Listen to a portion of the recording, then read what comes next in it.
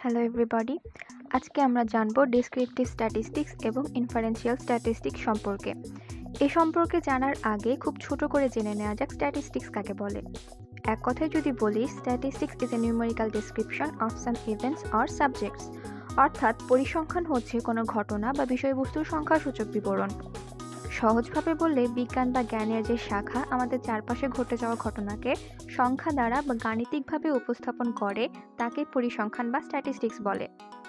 এই পরিসংখ্যানকে মূলত দুই ভাগে ভাগ করা যায়, যার একটি ডেসক্রিপটিভ স্ট্যাটিস্টিক্স বা বর্ণনামূলক পরিসংখ্যান এবং অন্যটি ইনফারেন্সিয়াল স্ট্যাটিস্টিক্স বা আনুমানিক বা সিদ্ধান্তমূলক পরিসংখ্যান। ডেসক্রিপটিভ স্ট্যাটিস্টিক্স কাকে বলে? ডেসক্রিপটিভ শব্দটি সরাসরি বাংলা করলে পাওয়া যায় বর্ণনামূলক, অর্থাৎ পরিসংখ্যানের এই শাখাটা সব কিছু উপস্থাপন করবে বর্ণনামূলকভাবে। আমরা আগেই বলেছি, পরিসংখ্যান বা স্ট্যাটিস্টিক্স আমাদের চারপাশে ঘটে যাওয়া ঘটনার সংখ্যাগত রূপ। তাহলে ডেসক্রিপটিভ স্ট্যাটিস্টিক্সের কাজটা অনেকটা এমন হবে যে এটি শুধুমাত্র একটি ঘটনাকে সাংখ্যিকভাবে বর্ণনা করবে। সেটা কেমন? ধরুন, আপনি একটা এলাকার কৃষকদের আর্থসামাজিক অবস্থা নিয়ে গবেষণা করবেন। গবেষণার এক পর্যায়ে দেখলেন ওই এলাকার 70% কৃষক পঞ্চম শ্রেণী পর্যন্ত পড়াশোনা করেছে।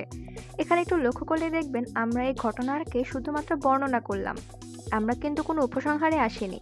অর্থাৎ ডেসক্রিপটিভ স্ট্যাটিস্টিক্স কোনো ধরনের উপসংহারে আসা বা সত্য মিথ্যা যাচাইয়ের ঝামেলাতে না এসে শুধুমাত্র একটি ঘটনার বর্ণনা করবে সংখ্যাগতভাবে।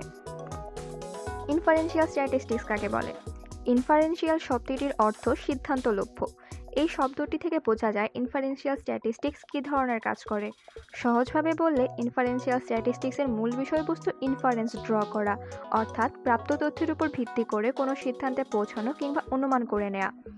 আরও সহজ করে যদি বলি, তাহলে বিষয়টা এমন দাঁড়ায় যে ডেসক্রিপটিভ স্ট্যাটিস্টিক্স যেটা করবে না, সেই কাজটাই করবে ইনফারেন্সিয়াল স্ট্যাটিস্টিক্স, যেমন উপসংহারে আসা বা সত্য মিথ্যা যাচাই করার মতন বিষয়গুলো।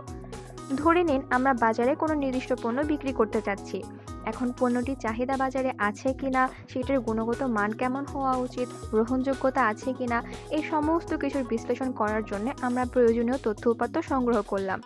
বিভিন্ন যাচাই বাছাইয়ের পর আমরা সিদ্ধান্ত নিতে পারবো যে পণ্যটি বাজারে ছাড়া আমাদের জন্য কতটা লাভজনক হতে পারে।